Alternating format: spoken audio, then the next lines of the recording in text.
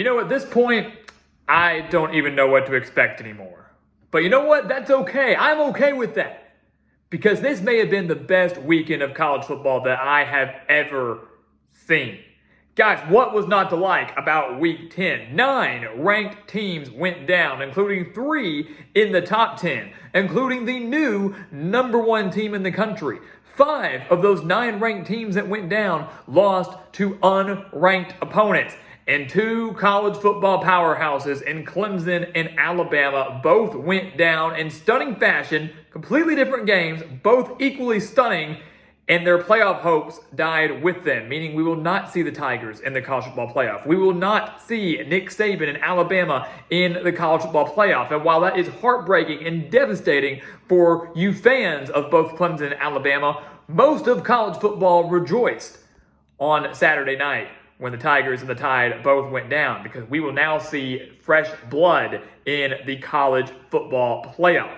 There will be no debate about it. There will be new teams in that Final Four. The question is, who will it be?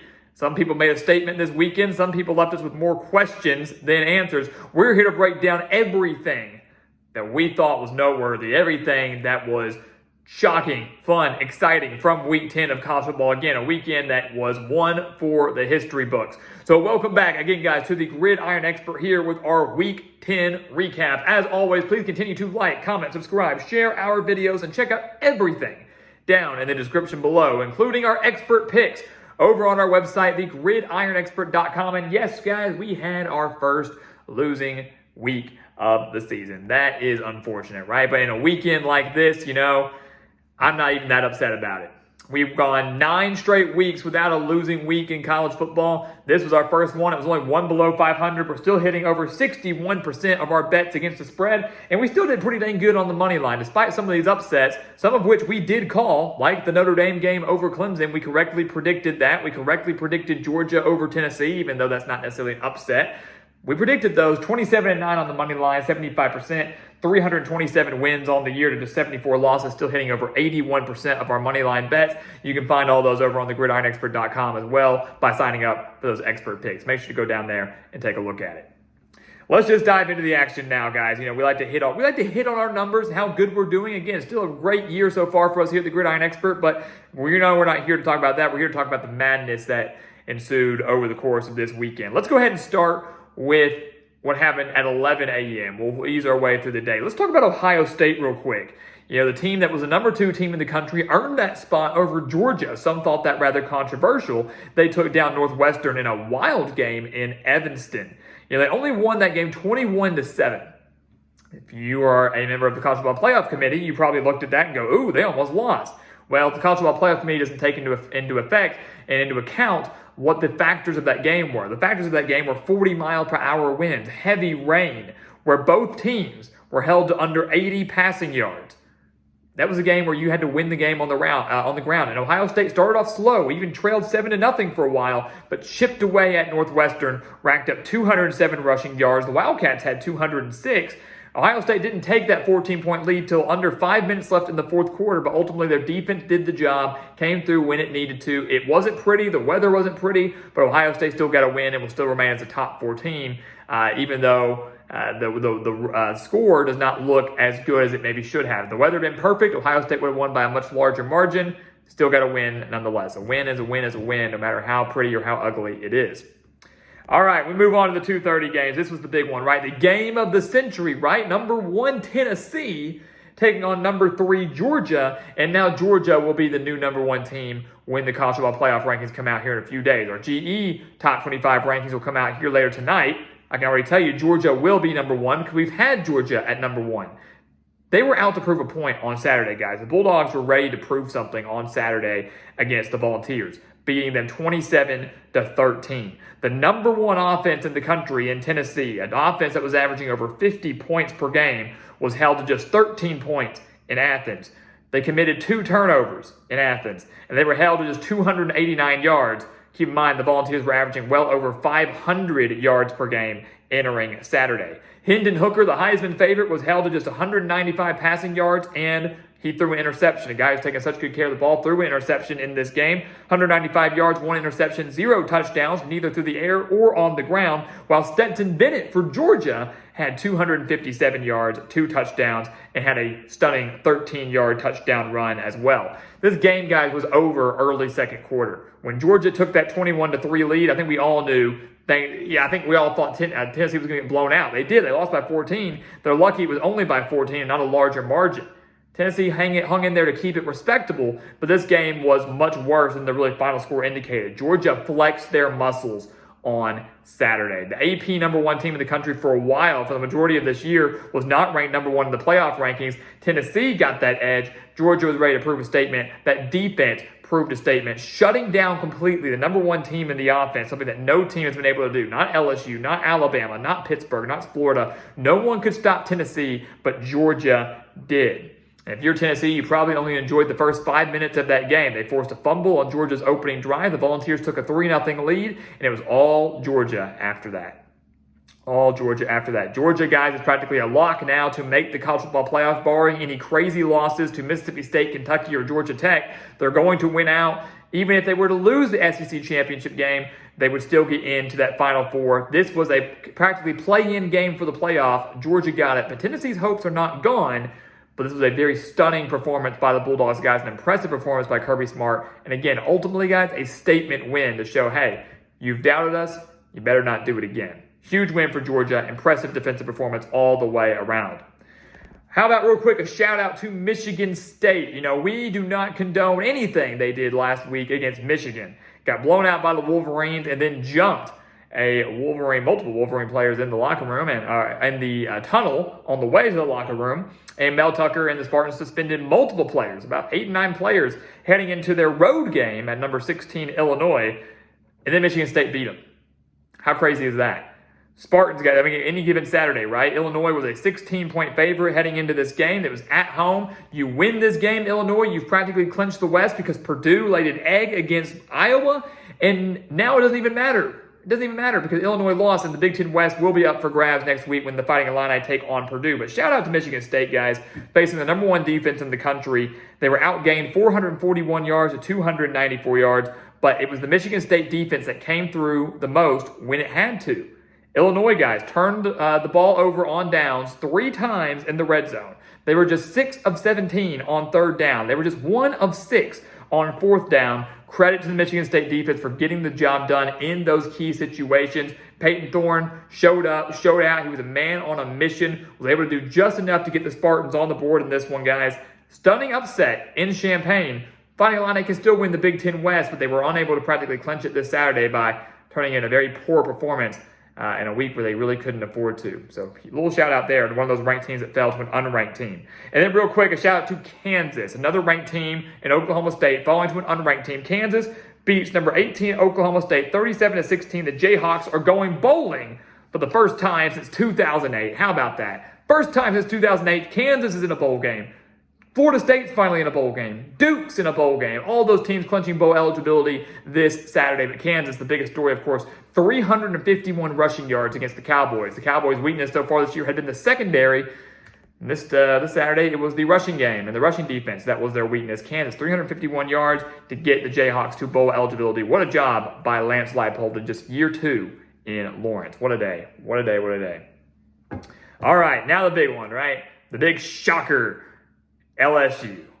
We got their helmet right behind us, right? Right there, right behind us. LSU, the Tigers in Baton Rouge, stunning number 6 Alabama, 32-31 in overtime. It was LSU's first victory over Alabama since 2019. It was their first win over Alabama in Death Valley since 2010. And guys, this was what we wanted. This was the LSU-Bama game we've wanted. For years, people have hyped up this matchup, and Alabama typically took easy care of LSU. Last year was a little bit close, 20-14 in Tuscaloosa. 2019 was a thriller, obviously, Tua Tagovailoa, Joe Burrow. But Alabama had owned this series. They'd owned the Tigers for years. 23 combined points between the Tigers and the Crimson Tide entering the 4th quarter. Then we saw 25 points between the two in the 4th quarter alone. 25 4th quarter points. 4 lead changes in the 4th quarter alone. Alabama struck first in overtime to take that brief lead, 31-24, LSU and Jaden Daniels then scored on the first play of their offensive drive, 25-yard rushing touchdown by Jaden Daniels, who had 182 passing yards, 2 touchdowns, 95 rushing yards, and that key rushing touchdown. Brian Kelly goes, you know what? It's my first year in Baton Rouge. We've got the home crowd on our side. I don't want to keep playing this game. Let's go for 2.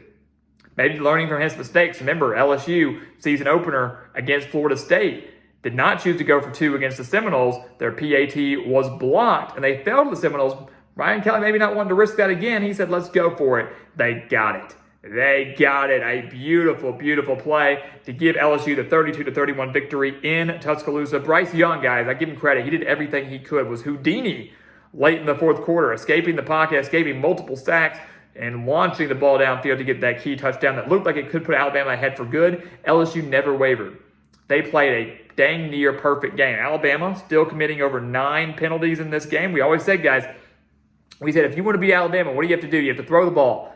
Jaden Daniels was effective throwing the ball, 182 yards and 2 touchdowns. We said you got to win the turnover battle. LSU won the turnover battle. They forced 1 turnover on Alabama. They did not commit any themselves. And we said you got to hope Alabama beats themselves, just like they almost did against Texas, just like they almost did against Texas A&M. Well, they did. Alabama, 9 penalties for over 90 yards in this game. Undisciplined Alabama, LSU was able to take advantage of it, winning the game in Death Valley. LSU, guys, actually does have a chance to make the college football playoff now. The Tigers can win out, and that would include an SEC championship over Georgia. They will be in the college football playoff as a 2-loss team. Long ways to go for that to happen. Still a lot of football left to be played, but what a game in Death Valley. One of the best games of the year, arguably the best game of the weekend, and in doing so, LSU eliminated Alabama from college football playoff contention. Unreal night in Death Valley. 2 more games on our list, guys, real quick. Number 24, Texas, taking down number 13, Kansas State, 34-27, creating chaos for second place in the Big 12. Who's going to get it? TCU practically feels like a lock to win first in the Big 12 and make the Big 12 championship game. But now who's going to get second place? You know, it could be Texas. It could be Kansas State. It could be Baylor. There's a lot of teams up for grabs now, and that's going to start to get some more clarity in the next few weeks as TCU has to play Texas and Baylor. So it'll be interesting to see how those play out. Texas has yet to play Baylor as well. So that'll start to work itself out in the next few weeks. But give credit to the Longhorns, guys. Give credit to the Longhorns, facing a Kansas State team that was fresh off a 48-0 victory over Oklahoma State, an Oklahoma State team that had defeated Texas just a week prior to that. Texas comes on the road to Manhattan and wins this game behind 209 rushing yards from Bijan Robinson. What a day for him, literally putting the Texas team on his back. 209 yards and a touchdown from Bijan Robinson. Adrian Martinez tried to do everything he could back at quarterback after Will Howard took over for him last week. 329 yards through the air for Martinez, 2 touchdowns, but it was the ultimate strip sack fumble that happened at the very end of the game that Texas recovered and ultimately ended the game for the Longhorns, guys. Martinez was having a great game. The pocket collapsed on him. He was unable to escape, fumbled the ball. Texas recovered. Longhorns escaped with a huge, huge victory. And that was ultimately the play of the game, in my opinion. Closing it out and preventing a shot at them coming into overtime. And also preventing Kansas State from scoring a touchdown late in the fourth quarter. They held the Wildcats to a field goal. Kansas State got the stop. Had a chance to go score a touchdown to tie it, but if Kansas State scores a touchdown there, the strategy may change a little bit there. Maybe Martinez has a fumble, maybe they kick a field goal and force overtime. You just never know what could happen there. So give credit first off to the Texas defense for sure, but more than anything, credit to Bijan Robinson for an unbelievable day on the road in Manhattan, creating chaos in the Big 12. Kansas State, their slim playoff hopes are gone, but that second place race for who might face TCU in the championship game is going to be a lot of fun over these next few weeks. And then finally, guys, we mentioned at the beginning of this video, we said not only were Alabama's playoff hopes done, but so were Clemson's, the Tigers, guys, the number 4 team in the country. Shockingly getting the number 4 spot in the rankings above Michigan, were annihilated on the road against Notre Dame. And I'm here to tell you guys, we didn't think Notre Dame would blow them out. I didn't sit here and tell you that Notre Dame was going to kill Clemson.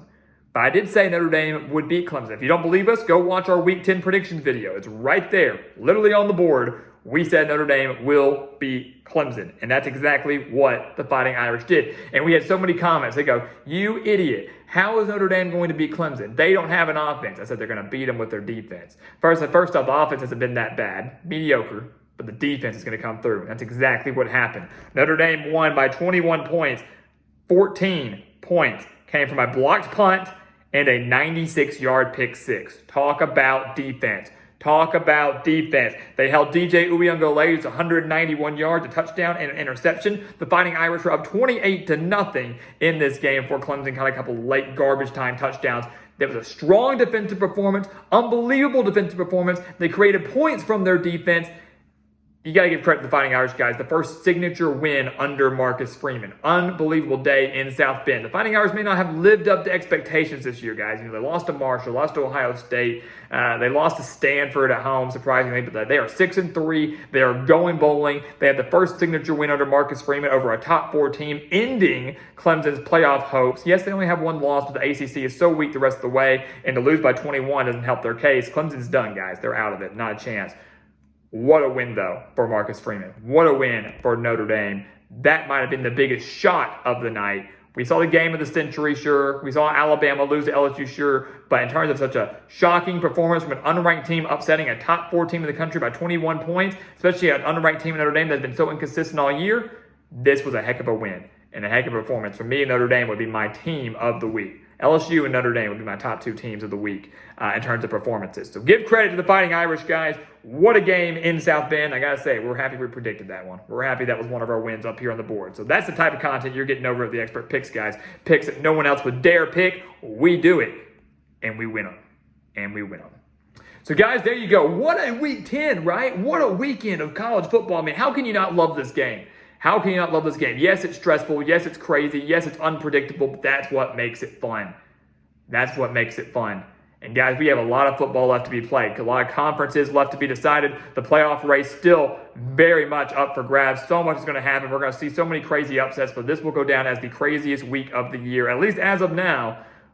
By far the craziest week of the year. By far one of the best weekends of college football I have ever seen. We're anxious to get your questions. We're anxious to get your thoughts. Let's get ready for week 11, but never forget week 10, what we witnessed this Saturday. History was made this weekend, and an unbelievable, just full 6-7 days of college football. So let's get ready, guys. Things are going to get a lot more fun over these next few weeks.